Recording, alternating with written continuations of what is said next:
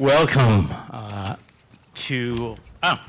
my name is Magdaleno Manzanares. I'm the Vice President for External Affairs here at Western. Welcome to the Distinguished Speakers Series. Today's conversation, topic, lecture is titled Israeli-Palestinian Conflict and U.S. Policy, Reflections and Aspirations. And our distinguished speaker is Ms. Ilanka here too? Yeah. Where is she?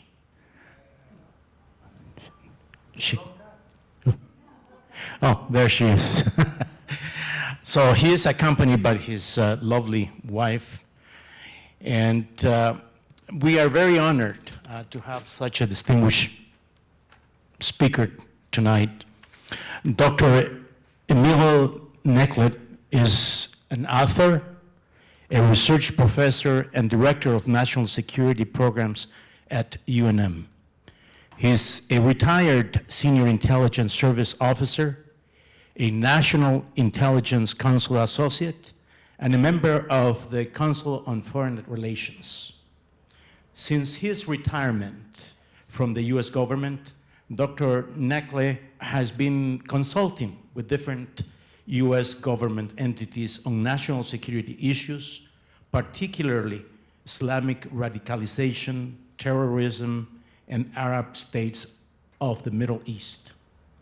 Professor Nakhleh was a senior analyst and director of Political Islam Strategic Analysis Program and of Regional Analysis in the Middle East.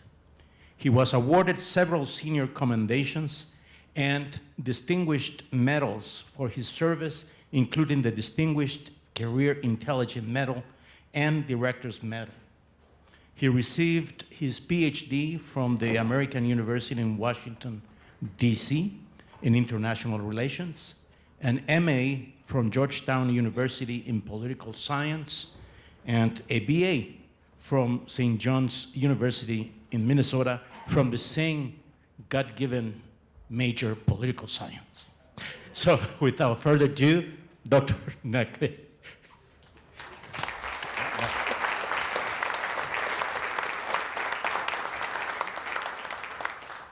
Thank you very much for Dr. Manzanares, for this beautiful introduction. And thank you all for coming. As the good doctor indicated, this will be a conversation, and I'm here to hear, excuse me, your views as much as the comments I would like to present. Now, aside from the academic introduction that was presented, I would like to add few words to give you an idea of who I am and where I come from. So, I was born in a little town outside Nazareth. This is the real Nazareth, not the one in Pennsylvania. And I always say, you know, two of us come from Nazareth. One was crucified, and I've been running ever since. I went to high school in Nazareth, a Franciscan high school called Terra Santa College in Nazareth. And from there, I got a scholarship at St. John's University in Minnesota, where I got my BA. Then I went to Georgetown, then American University, and then I taught for many years at a Catholic school in Maryland called Mount St. Mary's University.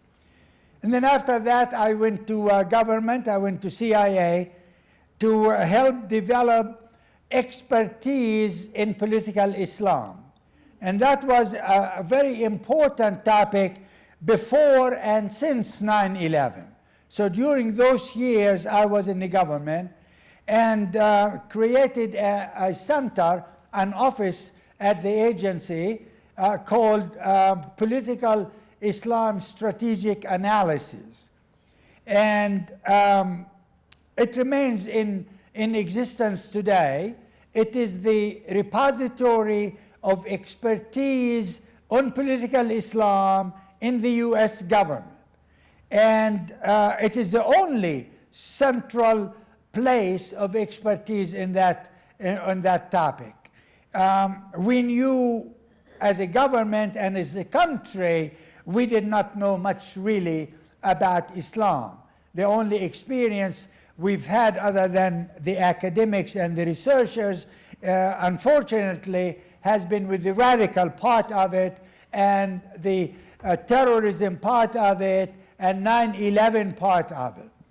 And some people till this very day, families are still have those scars from 9/11.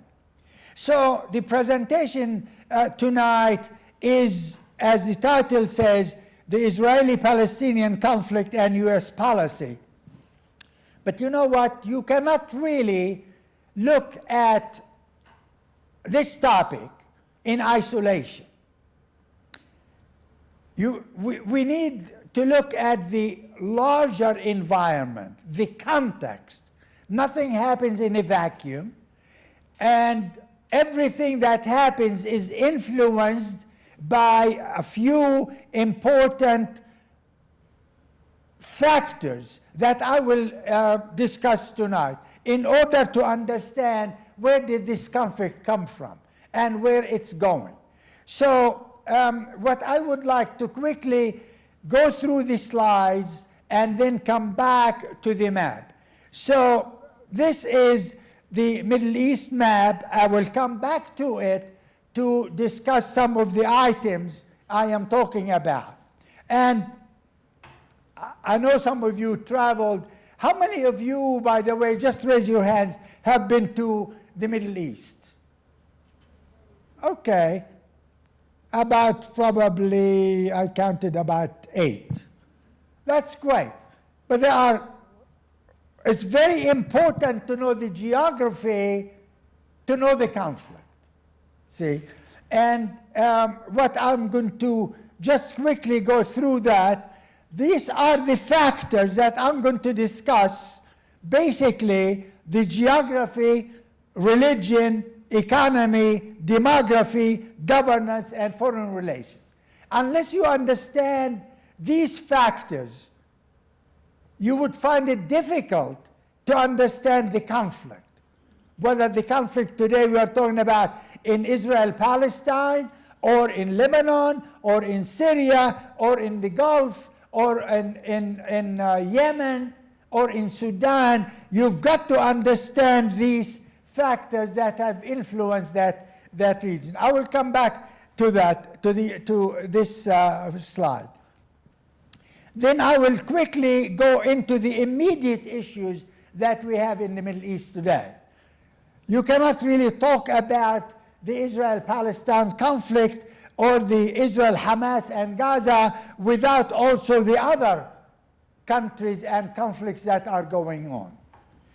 And then I will come to the United States policy in the region that started way back, and the factors that are involved in it, and what are the successes and minuses in that policy, and finally, a path forward search for a hopeful future. What do we hope to see happen in the Middle East?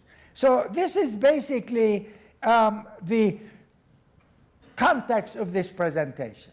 And then I thought I will speak for about 40, 50 minutes, and then I am here to hear your views, answer your questions as much as I can. So I hope you will raise questions. There will be a mic in the audience, and whatever opinions you have is fine with me. And so this is basically, and then here, the last one, I call it for further reading. No matter how many years I spent in the government, I'm still an educator. And I got to always suggest in whatever presentation, whatever lecture I give, I always give a list of further reading for anyone who is interested. And if anyone is interested in that list, I am sure the organizers of the conference can, and you want it, you can ask for the presentation, and they will send it to you. I hope I'm not imposing too much work on the organizers. But this is just a list of current articles, books, and so on. And forgive me for including my book there, A Necessary Engagement, because America's relations with the Muslim world is very important, the topic. And so after I left the government, Princeton University Press approached me and asked for a book that is kind of partly academic, but partly policy, as to some sort of a program for the US government to deal with the Muslim world. And that's why I called it A Necessary Engagement, Reinventing America's Relations with the Muslim World. Is as important today as when the book was published, because of what we hear about reducing contributions to USAID and all the programs that engagement requires. Not just in politics, in education, in women's health, in women's rights, in little industries, businesses across the Muslim world. And USAID has done a fantastic job, excuse me, in doing this thing. And that's why I said it's as important today. This is a list of articles. Many of them are from Foreign Affairs, which is the journal that is published by the Council on Foreign Relations, and it's easy read. It's scholarly, but not. It's scholarly for the interested person, lay person, who is not necessarily specialized in this region. And that's why I included a number of articles from Foreign Affairs. So you look at the map, and the 5 topics that I want to discuss about this map as a background to what you have been hearing on the news, right? So what is it that comes to mind right away when you look at this map? Well, the first thing that comes to mind, we call this region the Middle East. Some people call it the Near East. Some people call it the Greater Middle East. You can already begin to see the idea. It is located, the geography of it connects Europe and Asia and Africa. So it connects 3 continents simultaneously. The Middle East has 3 strategic waterways. One is the Strait of Hormuz here, that connects the Arabian Sea or the Gulf of Oman to the Persian Gulf.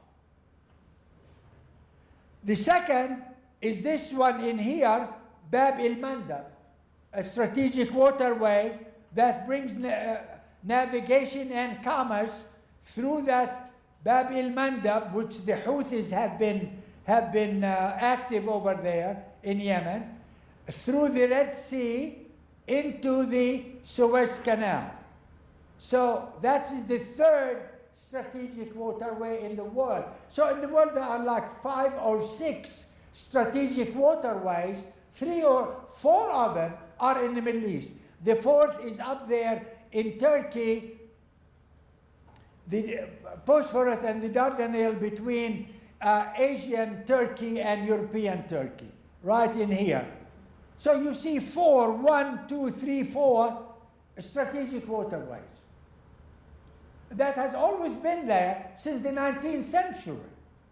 And so you can tell why foreign powers have become important in that. The British first were interested in this region because it was on the path from England to India.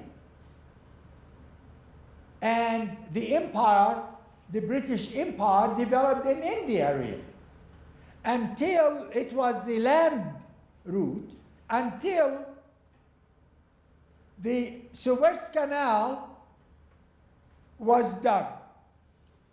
And that was completed in 1869.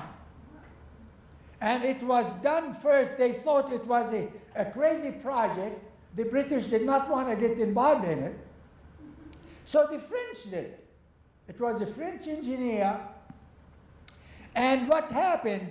Well, then when the British realized that it cuts their trip to India by at least 4 weeks, even in the 19th century.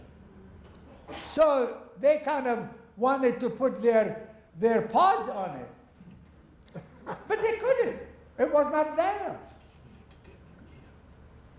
And like we hear the echoes of somebody today saying that Gaza wants to become the Riviera of the Middle East. But what the British did was Egypt at the time, now remember this was 1869. What the Egyptians at the time, who controlled the canal, and this is Egypt in here, they got so involved in the American Civil War. Now, why would Egypt be involved in the American Civil War? About cotton. The South could not send its cotton to the North during the Civil War. Egypt has a phenomenal cotton business, so they expanded their cotton business to accommodate the Americans. But then by 65, the Civil War ended, and there was no need for Egyptian cotton. Today, we still get clothes made of Egyptian cotton. They are expensive because it's very, very high quality cotton. And so in Egypt, there was corruption and there was bankruptcy. The national budget was almost broke. So the British Prime Minister, Disraeli, told the Egyptians, well, I have a deal for you that you cannot object to, that I will come and save your economic problem and will give you loans to cover all the deficits, but we need to have a foothold in the canal. So they began to finagle their way to the Suez Canal, and the Egyptians, finally the British sent in troops in 1882, and the troops stayed at the Suez Canal and put the Suez Canal under their control until 1956, when Nasser came to power in Egypt, and he made an arrangement with the British to leave the canal. And they left in the spring of 1956, and they returned back in October of that year, October 31, 1956, under the so-called tripartite invasion. The British, the French, the Israelis invaded Egypt, basically to take over back the Suez Canal. So what is this? The point I'm making is that when you look at the map, you come, once the geography is finished, then you come to the role of foreign powers. In the last, I would say from the latter part of the 19th century till this very day, the Middle East has always been influenced by foreign powers. And foreign powers,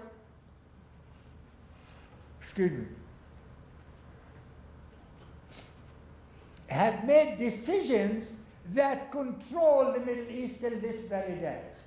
So the first was in the 19th century. And what was in the 19th century? In the 19th century, the Middle East, all of it, was under the control of the Ottoman Empire, the predecessor of today's Turkey. And so the powers referred to the Ottoman Empire at the time as the sick man of Europe. And they wanted to begin to penetrate the Ottoman Empire. So the French said, well, we are in charge of the Catholic minorities in the Middle East. So the French came in with their schools and their churches and their educational institutions. American missionaries went to the Middle East. So they created top universities. Today, one of the top universities in the Middle East is in Beirut, and it's called the American University of Beirut. It's chartered in the state of New York. It's an American university. And it was founded by missionaries in the 1860s. And then the British came and then were charged well of everything everybody else. The Russians came in and they said they are in charge of the Orthodox. So the town I was born in Israel, and here in right outside Nazareth in northern Israel, it had at the time a majority of Orthodox, Greek Orthodox in it. And so the Russians said, well, we are protectors of the Greek Orthodox.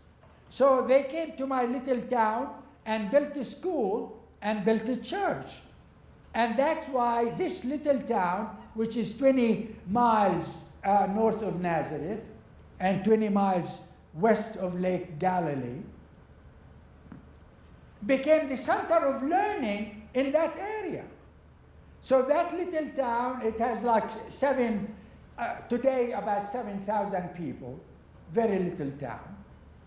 In this country alone, from that little town, there are today over 300 people.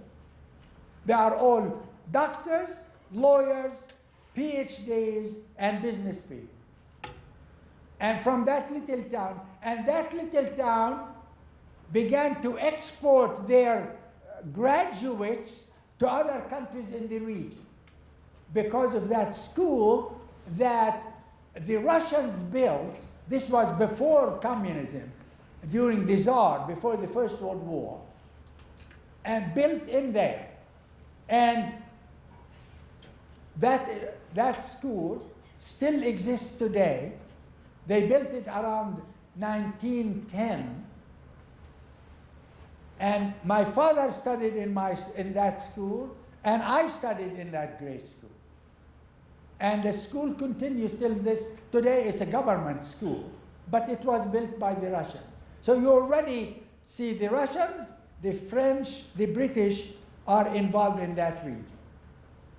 So the First World War happened, then the powers, mainly at the time, it was not the Americans, we were not involved in all of that.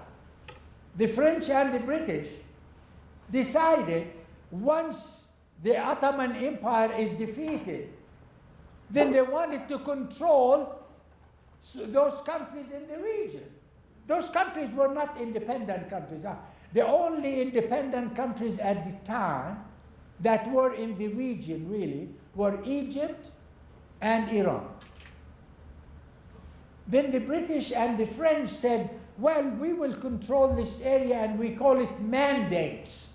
That is, we are in charge of these people, and we kind of help them become independent over time, right? So the British created most of the countries of the Levant. So today we see Jordan, Iraq, Palestine. They were created by the British. And Lebanon and Syria were created by the French and under French control. And the French also took over North Africa, which today became Algeria, Tunisia, Morocco, those three, and Libya stayed under the Italian control until the Second World War. So you see, this Levant, it's called the Levant or the Near East, even the terms were invented by foreign powers. The Levant is a French term, the Middle East is a British term, and which we adopted since the British started. So even the naming of the region was created by foreign powers. And then after the First World War, that region was created, new countries came into existence, and then after the Second World War, the Gulf countries in the 60s, they were under the British, all of them. They became independent in Kuwait in 61, Bahrain, Qatar, Abu Dhabi, and Oman in 1971. So I was the first senior American senior Fulbright scholar to go to these new states in the Persian Gulf. I know I'm dating myself, please forgive me, but I've been following this region for the last 60 years, both in research, in writing, in work, in studies, and so on. So this is the second factor that you need to keep in mind. And so take Palestine, it was under the British, and in 1921, after the war, they started this called Palestine Mandate under the British. But then Jewish migration began to increase from Europe as the pogroms and mistreatment of the Jews began to develop in Europe. Excuse me, must be allergy here in Silver City. Yes. But then they realized you have Jewish immigrants coming in from Europe, and you have Palestinians, hundreds of thousands, who live there. And then the British began to deal with this issue, and they couldn't. They finally threw it to the United Nations, and in 1947, the United Nations adopted a partition plan that was voted in November 1947, creating two states in Palestine. A Jewish state that controlled parts of Palestine, and an Arab state that controlled other parts of Palestine. And they thought partition, that would be the fairest, best thing they could deal with. Even though, at the time, the majority of the population were Palestinian, and minority were Jewish, but then more Jewish immigrants continued to come from Europe when they began to escape the Nazis and so on. And the Palestinian state never came into being. The Israeli state came into being and became independent on May 15, 1948. A Palestinian state which consisted of Galilee, the triangle, the center of the country, and the Gaza Strip. So these were parts of the envisioned Palestinian state that the United Nations supported, that was created, that resolution, and fought for by the United States. And frankly, if it weren't for our vote and for our pressure, that resolution would not have passed. So Gaza, keep that history in mind, Gaza was part and parcel of the Palestinian state. It's Palestinian through and through, its population through and through. And so no American president can say, I own Gaza, I want to make it the Riviera of the Middle East or whatever. It belongs to people. There are 2 million people living there, right? And so this is how this region was created. Now, the third element, keep in mind, is the topography, the resources. You know, most of this region is desert. But the good Lord granted them oil, I guess. And oil became a major source of income for most of the Gulf countries, from Iran to Iraq, to Kuwait, to Bahrain, to Abu Dhabi, to Qatar, to Oman. Some are more than others, of course, in terms of resources. Saudi Arabia is the largest. And so these became what I call, in political science, there is a phrase called rentier states or rent states. Rent states means states that rely on one source, primary source of income. And those countries is the oil. And it has its blessings and it has its curses. And then Egypt, with the Suez Canal became a source of income for Egypt. Navigation through the Suez Canal is much more preferred than the Panama Canal because it has no docks, like it's just ships go through it. No locks to raise and lower the water for ships to go through. And the Suez Canal is just between the Red Sea and the Mediterranean Sea, flat. So it's a great navigation venue, if you will. Then the others basically rely on foreign aid, like Jordan relies on foreign aid, Lebanon relies on foreign aid, Syria relies on foreign aid to some degree. And so we call them rent states.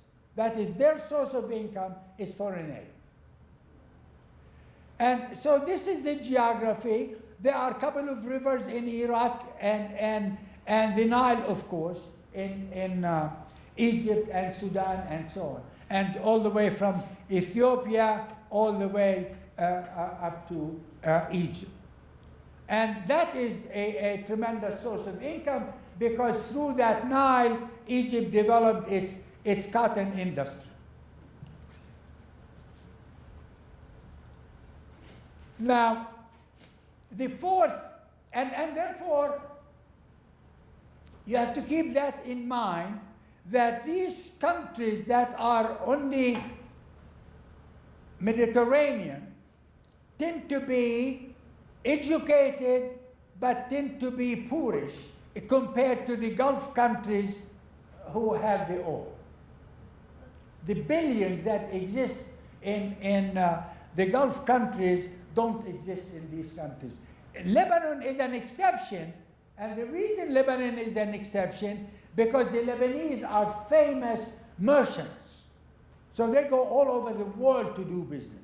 So many Lebanese went to Africa, to West Africa in particular.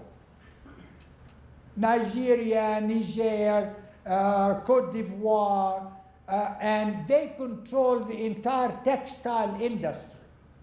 And so they developed billionaires, Lebanese billionaires, because of their work in Nigeria and the Americas and Australia. So Lebanon per capita has one of the highest number of billionaires, not because of products from Lebanon, but because of their work in Africa and other countries.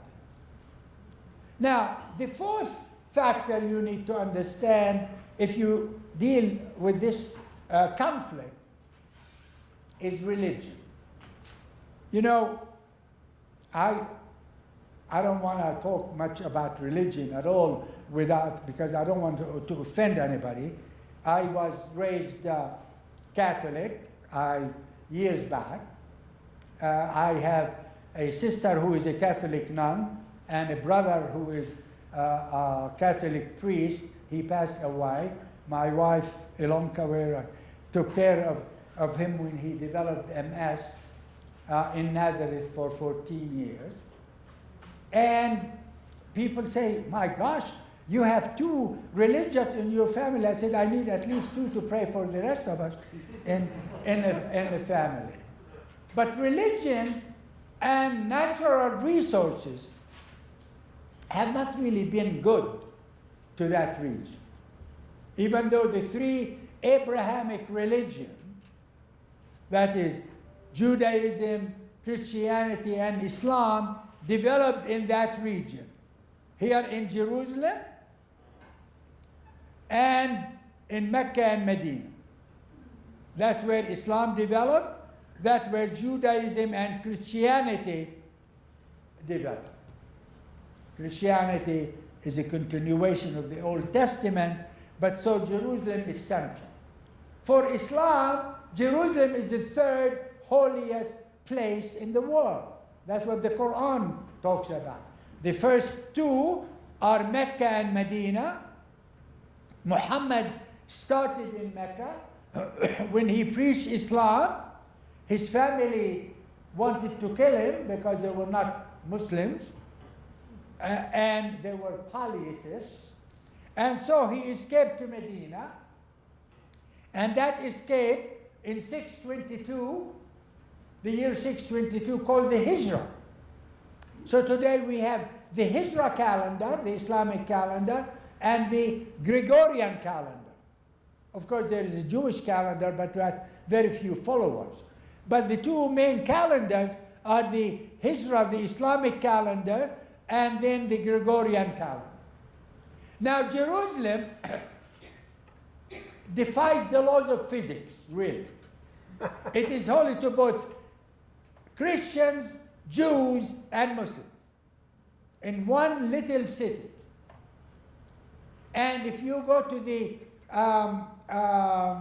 Temple Mount in Jerusalem, or Al-Haram al-Sharif, what Muslims call Al-Haram al-Sharif, Temple Mount for the Jewish religion calls it Temple Mount. The same place, on top, there is the Al-Aqsa Mosque, the 3rd holiest mosque in Islam, because the Quran, chapter 17 in the Quran, the first 2 surahs or ayahs in it, talk about Muhammad going to heaven for one night through Jerusalem and came back.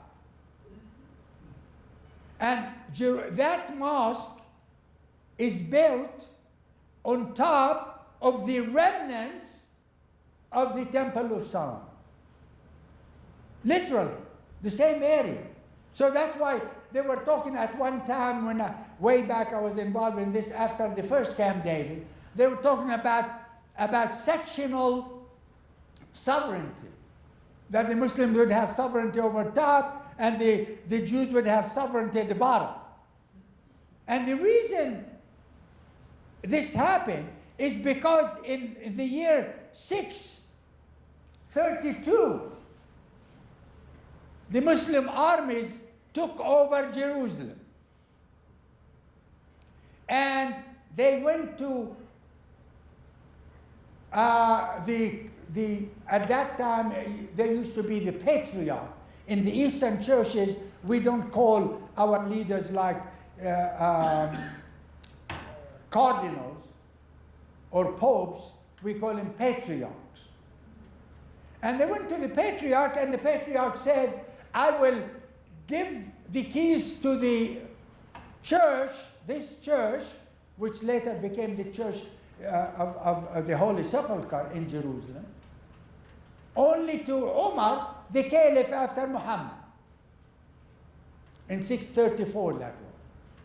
And so Umar, the second caliph after Muhammad, came to Jerusalem and received the keys to that cathedral. And you know, Muslims pray 5 times a day. So Umar wanted to pray, and they usually clean a spot and put the prayer rug and then pray. And so he asked the patriarch, he said he wanted to pray. He said, well, Caliph, he said, this is a clean area here. You can pray in here. He said, no. He said, if I pray here, Muslims after me would come and say, Omar prayed here, and they demolished this and built a mosque. He said he'll go out just on the dump up the road. Well, that dump was on top of the remnants of the Temple of Solomon. So he cleaned the spot, and he sat and prayed, knelt and prayed. And sure enough, Muslims after him came and said, here prayed Omar, and they built a mosque. I mean, I always say, you know, it defies the laws of physics. Now, Christianity is a proselytizing religion and creates converts. Judaism is not. Islam is. And the problem with Islam is that in Islam, there is the Quran as the first source. And I don't know whether any of you read parts of the Quran. Muslims believe that every word in the Quran was revealed as it is written in the Quran by God through Gabriel to Muhammad in Arabic.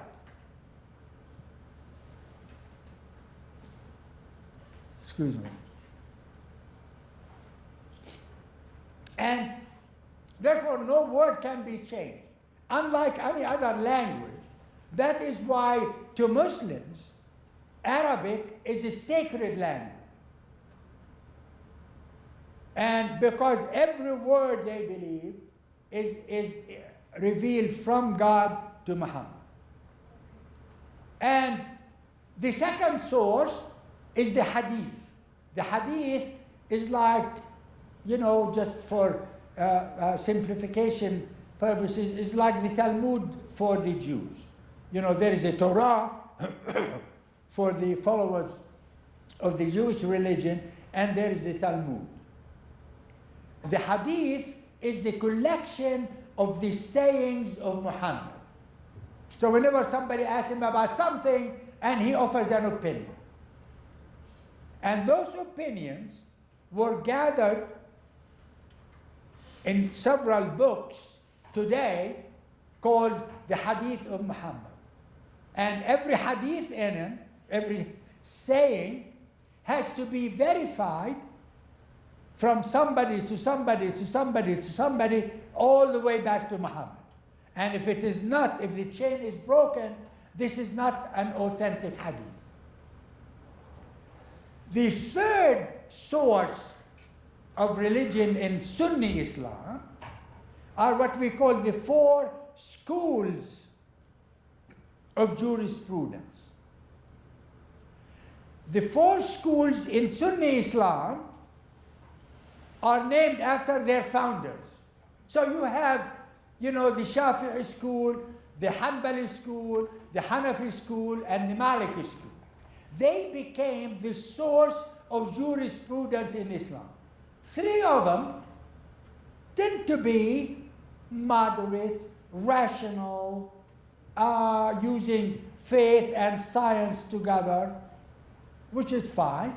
The 4th, which is the narrowest, intolerant school, exists in Saudi Arabia.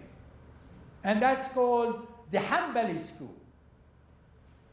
And since the 18th century, a Saudi theologian, his name was Muhammad ibn Abd al-Wahhab.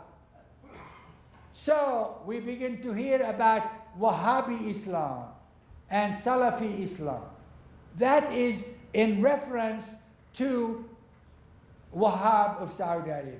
That is a very narrow school, views jihad as almost a requirement like the other 5 requirements. Because for most Muslims, Islam is 5 requirements for you to be a good Muslim.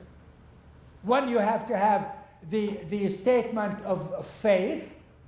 It's called the Shahada, the testimony that you are a Muslim. You announce that in front of 2 adult Muslims. The second is prayer, 5 times a day. The third is the Hajj, pilgrimage. The fourth is the zakat, that is giving alms.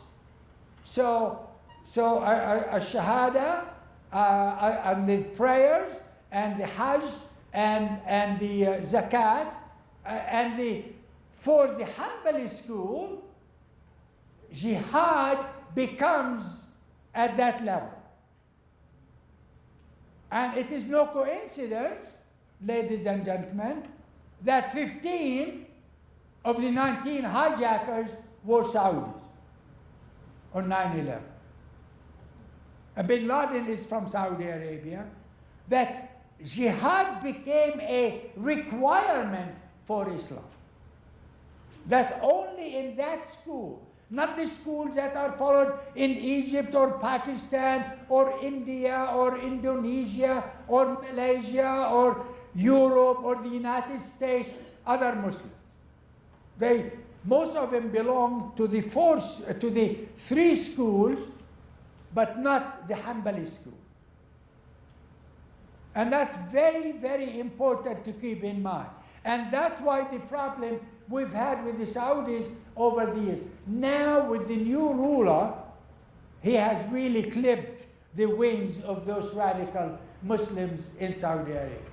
And Saudi Arabia is very important because it was founded in Saudi Arabia. Saudi Arabia as a country was founded by a treaty, based on a treaty by Al Saud, King Al Saud, the founder of Saudi Arabia, and Al Sheikh, the religious followers of Wahhabi Islam, of the Hanbali school. And this partnership became the basis of Saudi Arabia. And that's why the religious elements became strong in Saudi Arabia. They told the Al Saud, you rule as you wish, whatever corruption, whatever you want to do, but we are the moral guardians of this country. And we are the moral guardians of Islam. And that's how the strength that they developed, the religious elements in Saudi Arabia. Over all those years, from the 20s, all the way down to 9/11. You're talking about nearly a century, right? And they had this power, this hold on the Al Saud. And the Al Saud could not make any serious decisions without the support and endorsement of the religious establishment. Now, this has existed in Saudi Arabia for 2 decades before the 20th century. And you and I really, unless we were scholars studying that, we did not pay any attention to that, right? It existed there. But what happened in the 50s and 60s in Saudi Arabia? The oil, and the 70s, the oil, and oil wealth. And so in 66, the king of Saudi Arabia at the time decreed that the spread of Islam, what they call in Arabic dawah, proselytization, worldwide, was a cardinal principle of Saudi foreign policy. So then they began to pour millions and hundreds of millions of dollars proselytizing this religion, but not Islam, their version of Islam. So the kingdom printed at least 11 million Qur'ans and spread them all over the Islamic world. Now you say, what's the difference between the Saudi Islam and other Muslims? Saudi Quran and other Qur'ans, let's say, in Egypt. Well, the difference is not in the words, because you could not change the words, but the interpretation around each page, or exegesis, that is the interpretation of that surah or that chapter or that verse. So they had the Wahhabi interpretation, which they spread worldwide, and they had the money, and so that is why you and I and the whole world became influenced, affected, mostly adversely, by Wahhabi Islam, Salafi Wahhabi Islam out of Saudi Arabia. Now, the other element here quickly, which I talked about, is the diversity of the population. Now, the population in there, of course, majority is Muslim. But even in Islam, not only you have those 4 schools, but you have Shia Islam.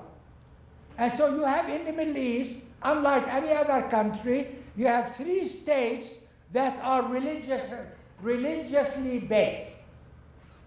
Today, Iran and the Ayatollahs is based on Shia Islam.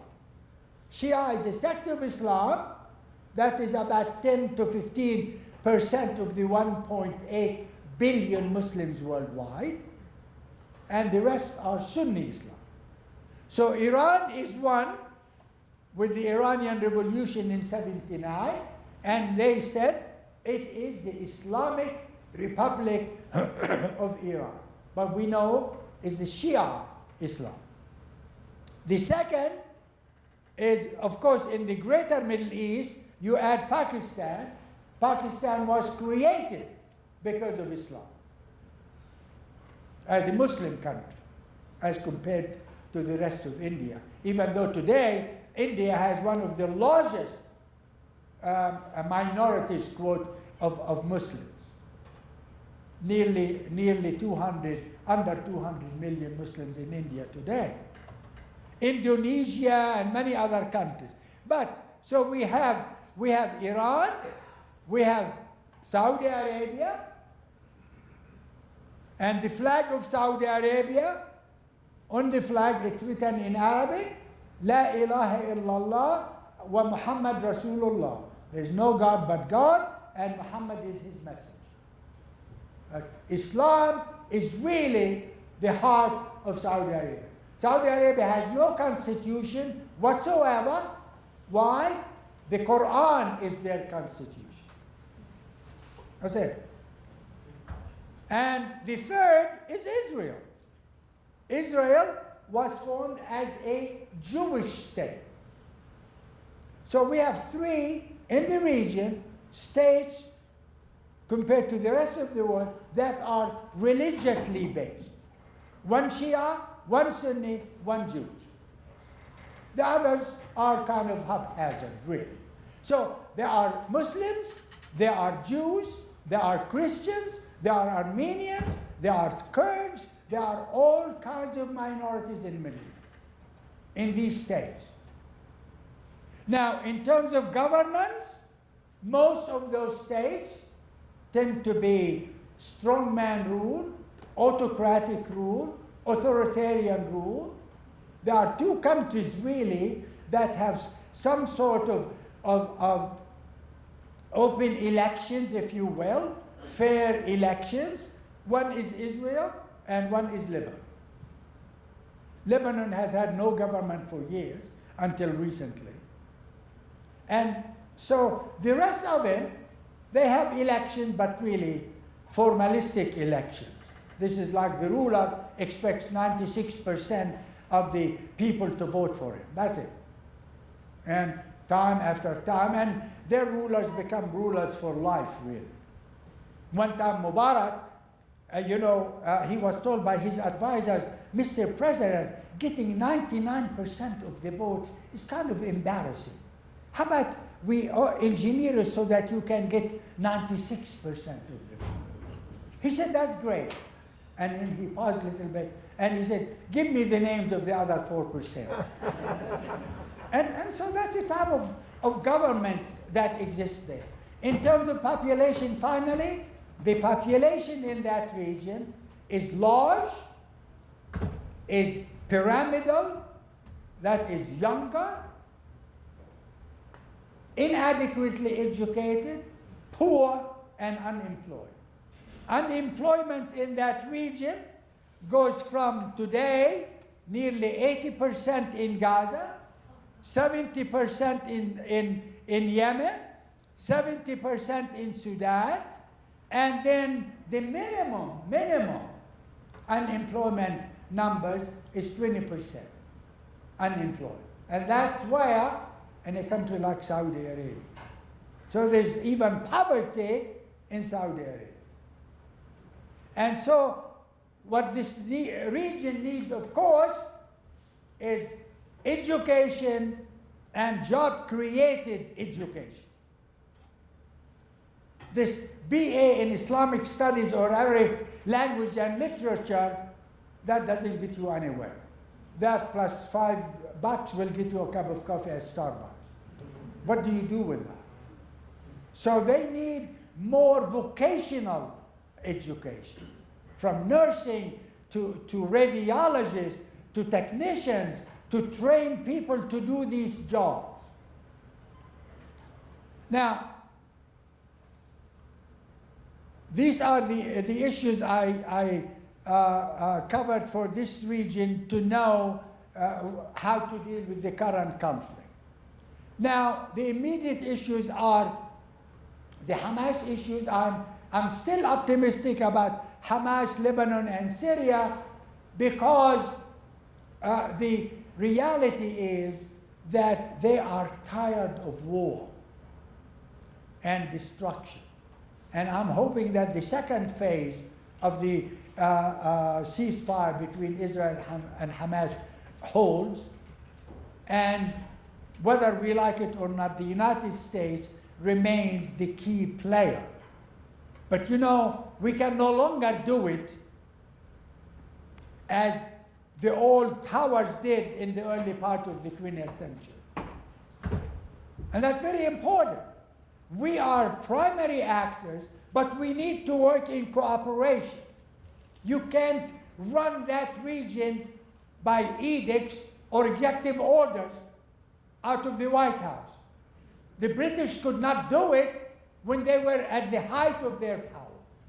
The French could not do it when they were at the height of their power. The British were forced to leave India, they were forced to leave Africa, they were forced to leave the Middle East, and the French the same. If you want to create a new Middle East, you've got to work in groups, focusing on values, on helping people through engagement and foreign aid. And so I'm optimistic about Syria in that the new government, I'm worried a bit that the new government to write a new constitution does not include Kurds. And that's really just tilting the hat to Erdogan of Turkey, because the ruler of Turkey does not like the Kurds. And so because he supported HTS, Hayat Tahrir al-Sham, which is the basis of the new government, he forced them not to include the Kurds. But ultimately, you cannot have peace in Syria without including the Kurds. And in Lebanon, finally, in Lebanon, they have a new government, they have a new president, they have a new prime minister, and I hate to say it, but it's correct to say that this happened because Hezbollah's wings have been clipped. Hezbollah is no longer the kingmaker in Lebanon. that vote went through the 126-member parliament very quickly to elect the president and elect the prime minister. Two highly respected people. The president was a general in the Lebanese army, very respected. The prime minister is an international jurist. He was the head of the ICC, International Court of Justice, very respected. And they just formed a government. I am happy to say that this government, first, it includes 4 women, which is fantastic. 1/5 of the cabinet. It should be more, but this is the first time they have 4 women. And most of them, not the 4 women, but all of them, including the women, are technocrats, are not politicians, are not party loyalists, are not party hacks. They are technocrats, experts in the job they were appointed to do as a cabinet member, which is really a very good sign for Lebanon. So I'm optimistic. The Houthis and Yemen there, remember Bab el-Mandab, as long as the ceasefire agreement holds between Israel and Hamas, the Houthis are quiet. So navigation through Bab el-Mandab will go through. And so I'm a bit optimistic. Of course, in the Middle East, optimism, I call it cautious optimism. I usually say not in 3 years from now, but really in 2 to 3 months. So if things stay in 2 to 3 months, I think we can move to the next level. Now, the United States, I don't want to dwell on this anymore, but it's a plea, It's really a plea for clarity, consistency, and humility. We need clarity in our approach. We need consistency, which we don't have, and we need a dose of humility. And that's very important. You can't just say, the Middle East is a great real estate investment. It's not, you have 2 million people. So the Arab states, they talked to Secretary of State Rubio, and they told him, we have a plan, and this is how the plan works without ethnic cleansing from Gaza. We can keep the population in Gaza, and we can develop different areas in this process, funded by Gulf money, by oil money from not just Saudi Arabia, Kuwait, Qatar, and Abu Dhabi. And they have billions. As long as the ceasefire holds with Israel. In other words, that's a requirement. They're not going to spend more billions of dollars and to have him destroyed by Israeli Air Force next month. So if the ceasefire continues, then this plan is a workable one. And when they talked to Rubio, Secretary of State said, oh, that's very interesting. Then that's a good alternative plan.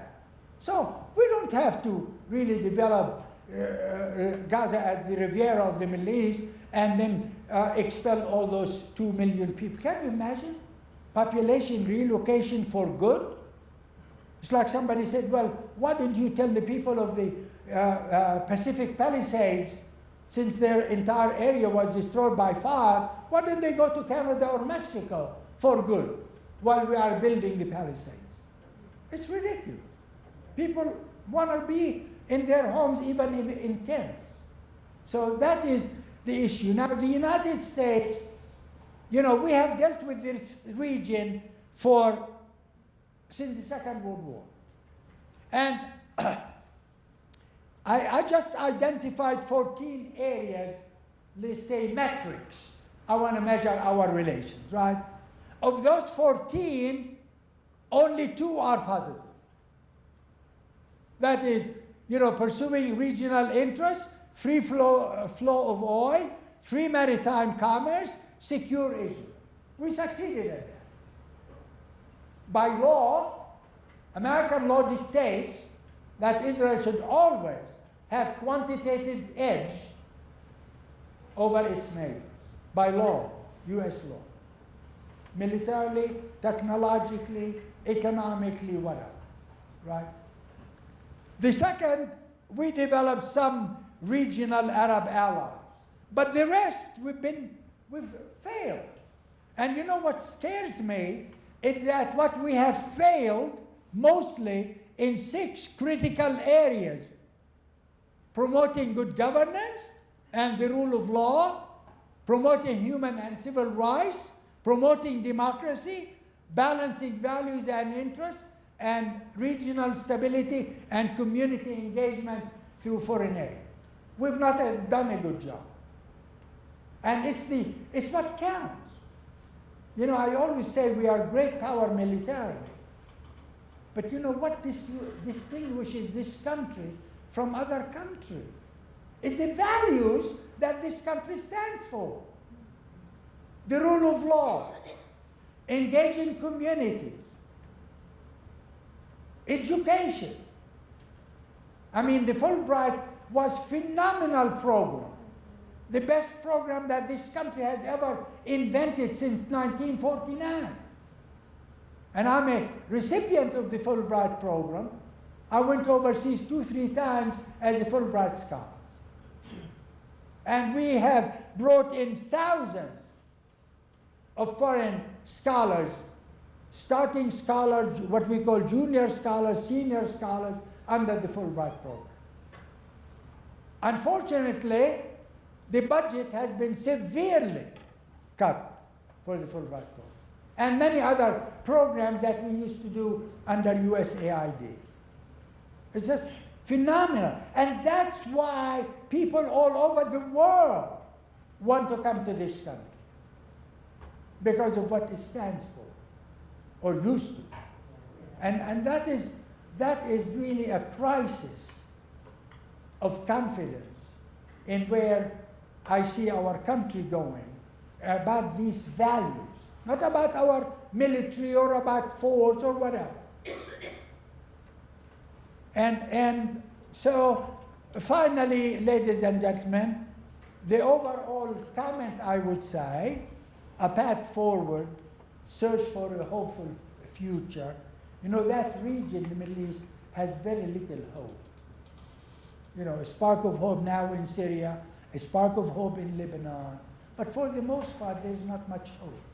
The youth there are not hopeful. They have no bright future. There are no jobs. An economist friend of mine said last year, 25% of all children, babies, that were born last year in Middle East, 25% of them would never, ever have a job if they stayed in the Middle East. The World Bank said the greater Middle East, the MENA region, that is the Middle East and North Africa, they need to create 60 million jobs a year to keep up with their population, nearly 400 million people. And he said that region, the World Bank, there's no way on God's earth that region can produce more than 40, maximum 40 million jobs. So the deficit of 20 million jobs a year, year after year after year. So you can begin to see the future of the youth in there. And it's not just economics, it's a national security. Of course, my interest in is national security, but it's national security issue. Because those kids, if they have no bright future, if they have no hope, they end up turning to cults and terrorist organizations and all kinds of nasty groups that ultimately will do us harm.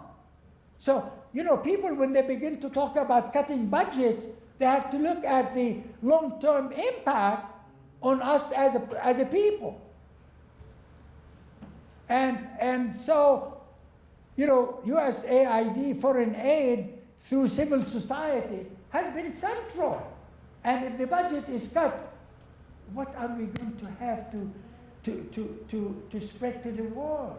It was, by the way, those ideas that helped bring about the demise of the Soviet Union. It was not our military. We did not go to war with the Soviet Union.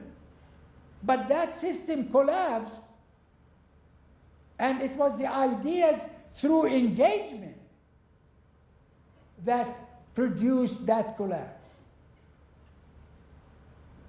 And so, in terms of short term, and I said here, owning Gaza is not a substitute. Understanding the region and its history is essential.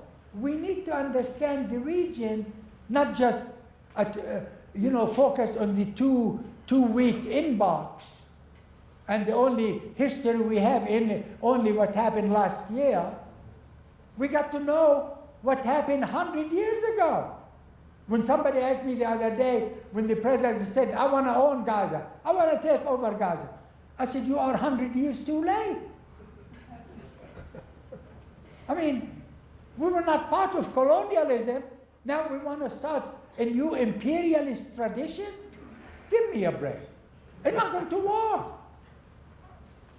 And as the Israeli newspaper, Haaretz, said about that plan to take over Gaza, it's incomprehensible, it's illegal, it's immoral, and it's impractical. This is an Israeli newspaper.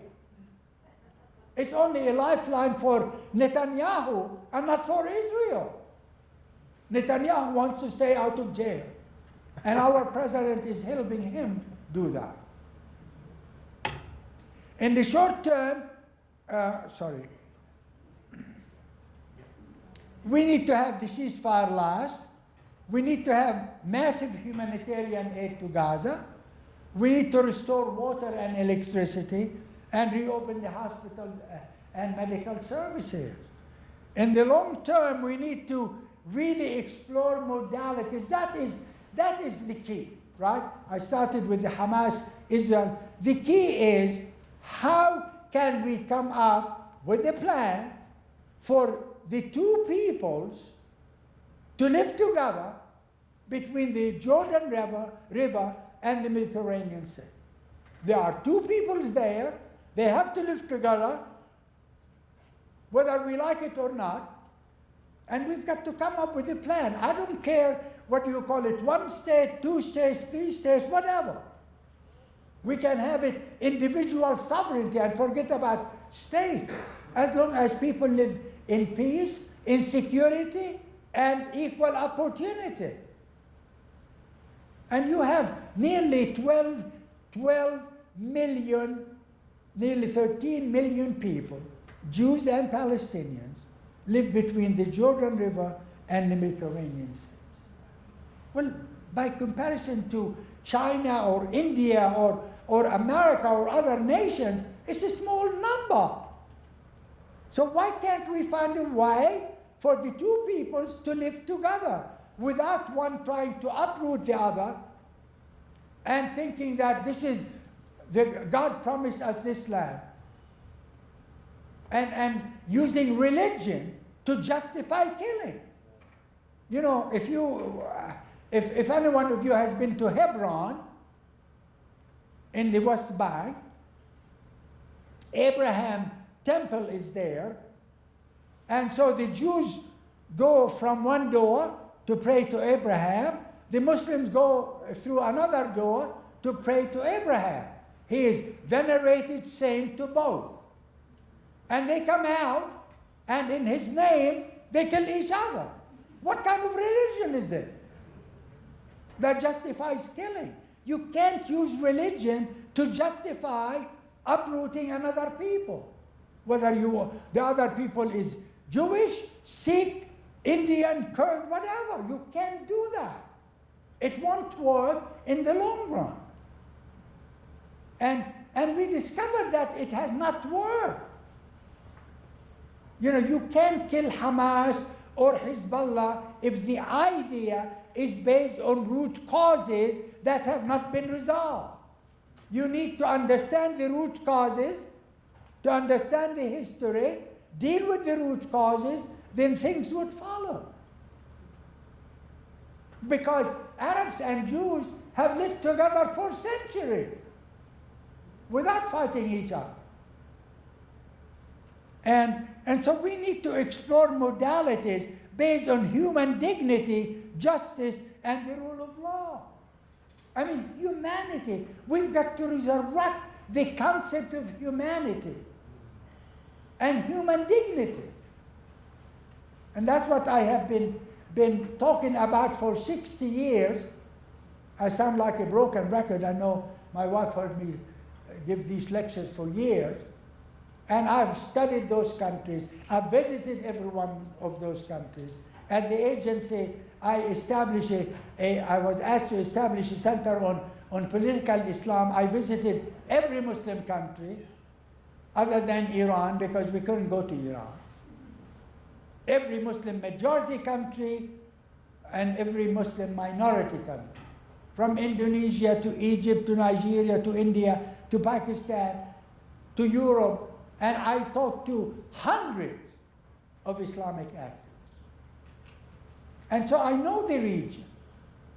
I visited every one of those countries in the Middle East, in the greater Middle East, in North Africa, in East Africa, in West Africa, in Central Asia, in Southeast Asia. And you come back with the basic human principle. What about human dignity? What about it just basically justice, the concept of justice. And that is my plea. And my plea for the future for our policy and policymakers to become experts, knowledgeable of the region and its history, to become understanding of the peoples, to engage the peoples through their civil society communities, and not just their leaders who tend to be autocrats. So, the other day, our vice president and our secretary of defense, and so on, especially the vice president and the Munich Security Conference, talked about berated Europe for controlling the freedom of speech. Give me a break. Where did he come from? I mean,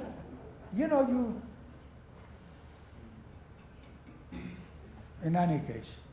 So this is really, in the end, job creation is critical, because all of these things, as we go to the front, is related to our long-term national security and stability. What happens in the Middle East affects us, and what affects us as a country affects New Mexico, and what affects New Mexico affects Albuquerque, where I live, and Silver City, where you live. Thank you very much.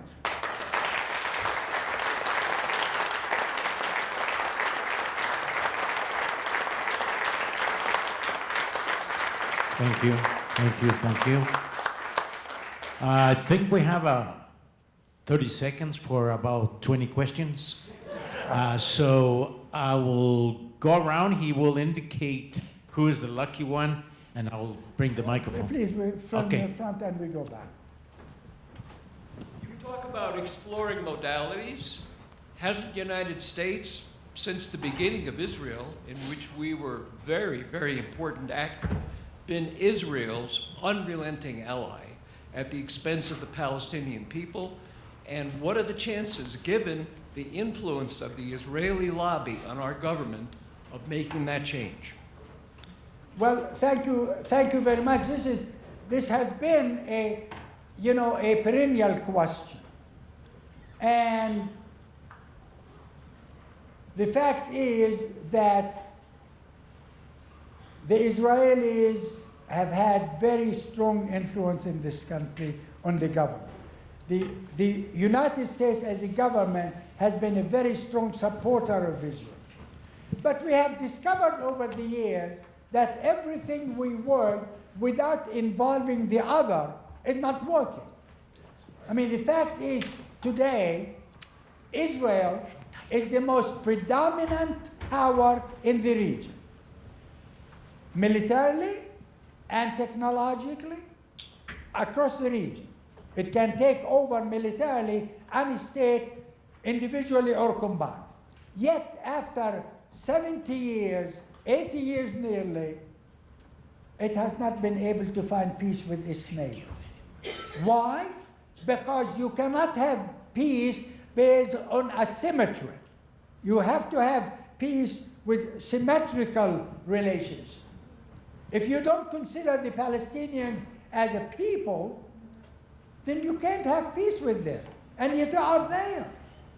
You know, in 2000, all this problem with the Israel and the Palestinian and Hamas goes back to 2006 when there were elections in January, and all of our intelligence agencies thought, including the Israelis, Mossad, thought that Hamas would lose. And Hamas won the election. And we could have had a chance to engage them because they told us they were ready to engage Israel and the US. And I spoke to them because I was in the government at the time. And I wrote a piece in the PDB, President's Daily Brief, arguing that day for engagement. And the president accepted it for 1 day only.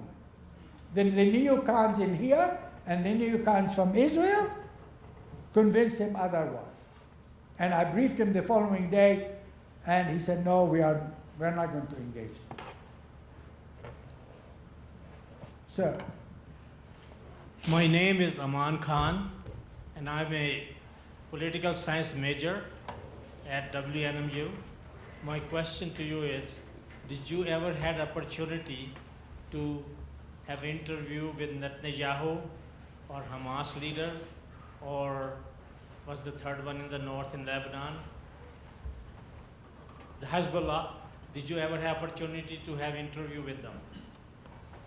If I have an opportunity to do what? Interview, to talk to them. And what to tell them, is that what you're saying? Oh, dialogue. Did you ever have dialogues with them? Yes. I mean, first, you know, we did deal with them to start with. We probably did not deal directly with Hezbollah because the law said they were a terrorist organization. But we dealt with their representatives in the Lebanese parliament. We engaged Hamas throughout. In fact, it was Netanyahu who helped create Hamas and fund Hamas and allow Gulf money to go to Hamas because he did not want the PA and to control Hamas, to control Gaza and become one voice to then sue for peace. He wanted the two parts, and he succeeded over the years to separate Gaza from the West Bank. It was under Oslo, it was one program, one region, even though there was no umbilical cord physically connecting the two regions. So we engaged them. So I don't see why we are, and you know what happened in Syria? We had $10 million bounty on the head of Ahmad al-Shara, who is the head of HTS, Hayat Tahrir al-Sham, who became now the rulers of Damascus. And so our senior diplomats went in there. We told them, don't worry, we are just putting that $10 million away. We are going to deal with you. Don't worry about it. And very soon, we are going to change the designation of HTS from a terrorist organization to a non-terrorist organization. So we have dealt with these groups. And I don't see why we can't deal. Now, Hezbollah is much, much weaker really, I hate to say it, thanks to Israel's war. They killed their leaders, they really cut their wings pretty well, clipped their wings. So it's a Lebanese party, that's it. No more global terrorism, that is their function is Lebanese. And so they were not able to derail the election of the president and the prime minister. This is the first time in Lebanon's recent history that a president and a prime minister came into office without Hezbollah's approval. Okay, there's one word. Yeah. Thank you so much for a very enlightening talk tonight. I have a slightly longer-term question. I think we're all aware that Israel has a very strong lobby in the US. And I'm wondering if more attention were paid to a better educational system, looking at the world as a whole instead of just US history. It might balance that issue and provide a little bit more of an equal playing field within the government. Well, I mean, if I understood you correctly, and I believe probably like you do, that education, job creation, economic opportunities are very, very critical. When I say education, I mean, I know I am a believer in liberal arts and humanities education, but also I believe in education that creates jobs, that helps with jobs. They all need electricians, they all need builders, they all need technicians, they all need radiologists, they all need computer technicians, they all need nurses, they all need whatever the hospitals provide. They need that type of education to create a generation that say, oh, I went to school 2 years, community college, I learned this job, I learned this handicraft, I learned this trade, I can do a job. And all those countries need these jobs. And so that's the type of education.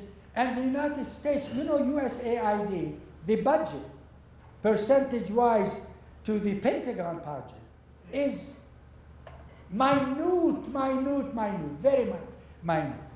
All that money would be less than the price of creating one F-35 fighter jet, right? And that's enough. And this is what we need to engage communities rather than, that's why I said we need to balance these interests and values. We need to engage communities, but at the same time, of course, we need to deal with leaders. There's no doubt about it. But you don't deal with leaders without their publics and educated publics and job creation efforts in those countries. At one time, we started a project under USAID for women startups in the region. Get this, for women startups in Muslim countries in the Middle East. And you know what the World Bank, it's through the World Bank. And what the World Bank discovered after 5 years, that the rate of failure of those startups was not higher than the rate of failure in European, Western European EU startups, which means tremendous promise. And they start simple. Jordan picked up on that, and Jordan established a fund. If you go to that committee in the government and you have an idea for a startup, they give you $5,000. So they said $5,000 for startups. And those that start and succeed, by a year or two, they end up creating 5 jobs, then 10 jobs, then 20 jobs, and they begin to grow. I think one more, because he has to go to bed, you know. You guys can stay late and have your drinks or whatever. Who do we choose? Oh, there's one over there.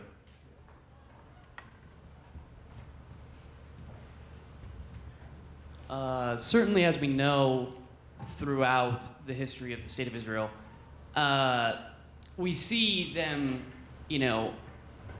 go to war with either the Arab states, like in 1948, the Suez Crisis in 1956, where Israel was, of course, brought to international pressure to sign peace treaties and ceasefires, and this has continued on till now with our with the current peace treaty between Hamas and Israel. But time and time again, we saw from even 1948 to now, Israel get this international pressure to back off of these states, whether that was originally from the Soviet Union or whoever, and especially now with activism and other things, Israel is facing international pressure. And every time they go into these peace treaties, they immediately start forming and trying to rearm and establish new ways and build up new ways to for the next fight. So we see these peace treaties as mere veils for Israel's rearmament so they can get back to action. How do you see this current peace treaty, as we've already seen that Israel's already poking their finger at the West Bank right after the peace treaty was signed? How long do you see this peace treaty lasting? Because I certainly see a common pattern with the Israeli state when it comes to peace treaties and the like. Yeah. Thank you very much for the question. First, we see the two peace treaties between Israel and Egypt and Israel and Jordan. Israel and Egypt started in 79, and Israel and Jordan a bit later, continue to exist regardless of all the conflicts that have happened, right? And when you look at Israel today, I would like to really alert my listeners to differentiate between Israel and the Israeli public and the Netanyahu government. Israel today has the most right-wing extremist government in its history. Two ministers have called openly for removing the entire Palestinian population. And Netanyahu is being tried on corruption, and as long as he is in government as a prime minister, he thinks that the court will not pursue him. And so he has done everything possible despite Israeli public opinion. I mean, I read Haaretz in Israel every day. It's like you are reading two different worlds. The Israeli public before October 7 of 2023, it was extremely against Netanyahu. Public opinion was really, really anti-Netanyahu, because they realized he is staying there, wanted to do his best, utmost, to stay in power, to stay out of jail. And, I always say with Biden and him, one was fighting hard in Gaza to stay out of jail, and one was fighting hard to get re-elected. Neither in the end has succeeded, really. Netanyahu destroyed Gaza, but he has not been able to so-called achieve his so-called war aims, destroy Hamas. Every day a Hamas fighter dies, they get 3 new recruits. So it's not, so you can destroy Hamas as a military force, you can destroy Hamas as a political force, but you cannot destroy the ideas that drive Hamas. I mean, if these conditions, I call them the root causes, if the root causes are not addressed, you're not going to destroy the group that reflects these root causes. If Hamas is yesterday, tomorrow we might have another group. Might not be the same name, but will be the same goals, because the root causes are still there. So it is possible in the end, when Netanyahu realizes he cannot continue on this trajectory because he cannot achieve peace. You know, there was so much hope that that Saudi Arabia and Israel would finally connect. And finally, even Saudi Arabia, who really doesn't have much love for the Palestinians or for Hamas, told the Americans they are not going to deal with Israel unless there is a path forward toward a Palestinian state. It doesn't have to be tomorrow, but the path forward has got to happen. And many Israelis and newspaper editors, including the senior security leaders in Israel, Mossad, the Shin Bet, the domestic security service, they all agree with this approach. That in the end, I used to deal with those senior people. I used to respect them as senior intelligence people because I thought they were professional, they were smart, and they were pragmatic and objective. And I asked one of them one time in one of our senior level exchanges when I was still in the government, where are you going with this? Your same question. I said, after so many years, you are more powerful than ever, but you don't have peace with your neighbors. Why? And he pondered that question.